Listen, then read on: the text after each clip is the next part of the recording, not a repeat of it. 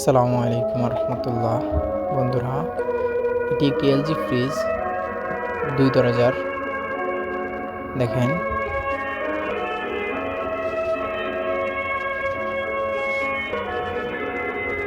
এই ফ্রিজটা এই পাশে ঠান্ডা আসে, এই পাশে বরফ আসে, এই পাশে ঠান্ডা আসে। এখন এই ফ্রিজটার সমস্যা হইল, এই ফ্রিজের ভিতরে ঠান্ডা আসে না। এখন আমরা চেক করছি, চেক করার পরে দেখছি কম্প্রেসার খারাপ। এখন আমরা একটা কম্প্রেসার চেঞ্জ করব, পরিবর্তন করব আর কি। এখন আমরা কম্প্রেসারটা খুলে নিছি, এটা ক্লিন করে নিছি, নতুন একটা কম্প্রেসার আনছি। দেখেন এই কম্প্রেসার।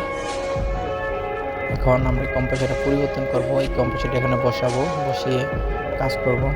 এই কার্টুনে করে এই কম্প্রেসারটা আসছে, নতুন কম্প্রেসারটা। চলেন আমরা এই কম্প্রেসারটা এখানে এখন বসাবো। দেখেন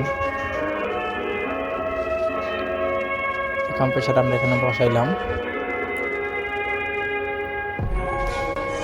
এখন আমাদের এই কম্প্রেসারটার লাহামগুলো করবো আর কি, কম্প্রেসারের ওয়েল্ডিংগুলো করব।